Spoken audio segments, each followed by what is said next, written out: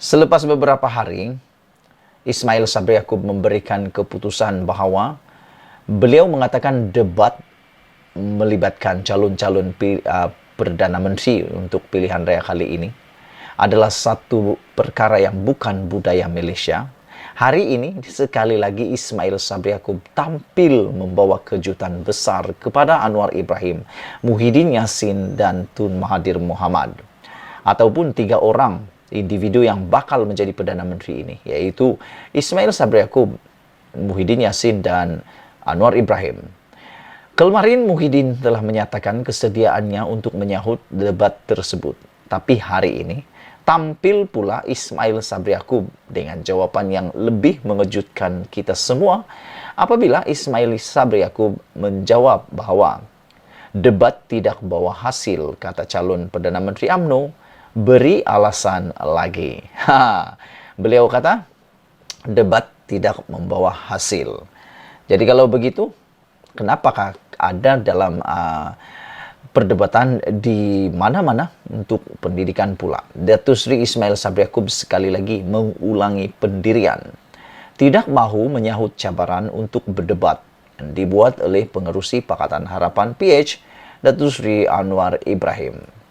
Calon Perdana Menteri dari UMNO itu kali ini memberi alasan debat tidak membawa sebarang hasil dan hanya setakat membawa penyokong bersorak dalam Dewan. Ia selepas pengerusi Perikatan Nasional PN Tan Sri Muhyiddin Yassin juga sudah menyatakan kesediaan untuk menyahut cabaran tersebut. Yang aku hairan, mengapa Perdana Menteri daripada UMNO seakan-akan jarang sekali bersedia untuk menyahut cabaran untuk berdebat. Bahkan di semasa Najib Razak menjadi Perdana Menteri dahulu, banyak kali diajak berdebat oleh pemimpin-pemimpin pembangkang. Tetapi Najib Razak tidak bersedia, tidak mahu berdebat. Tak tahulah kenapa mereka tidak berdebat, tidak mau berdebat, padahal mereka Perdana Menteri. Najib hanya bersedia menjadi menyahut cabaran berdebat hanya apabila beliau diambang, dimasukkan dan disumbatkan dalam penjara. Barulah dia bersedia menyahut cabaran untuk berdebat dengan Anwar Ibrahim. Itu pun dalam debat tersebut terlampau banyak syarat telah diberikan dalam debat tersebut. Saudara-saudara yang dihormati sekalian, calon Perdana Menteri dari UMNO itu kali ini memberi alasan debat tidak membawa sebarang hasil dan hanya setakat membawa penyokong bersolak dalam Dewan. Saya sudah mengatakan dari segi debat, ini tidak membawa hasil pun, kata Ismail Sabri Yaakob.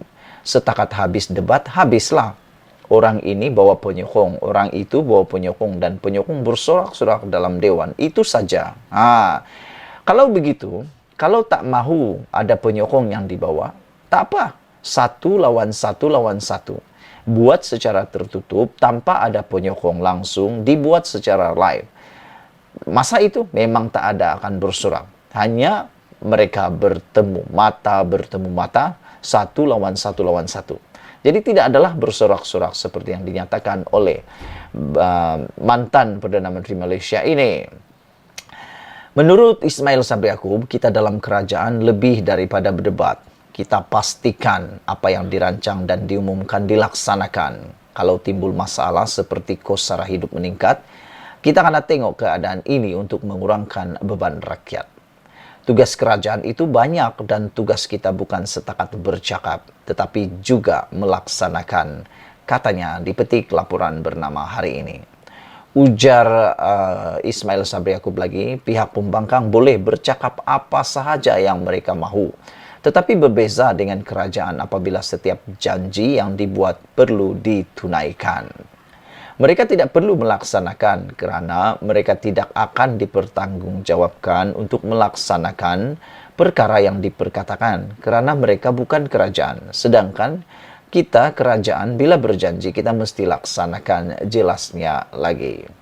Sebelum itu, Anwar secara semasa ceramah di Temerloh baru-baru ini mencadangkan perdebatan antara calon Perdana Menteri daripada 3 parti. Terdahulu, semalam juga Muhyiddin Yassin sudah menyuarakan kesediaan berdebat dengan mana-mana calon Perdana Menteri parti lain sebelum pilihan raya umum yang ke-15. Jadi, nanti kita nantikan apa kesudahannya debat perdana ini.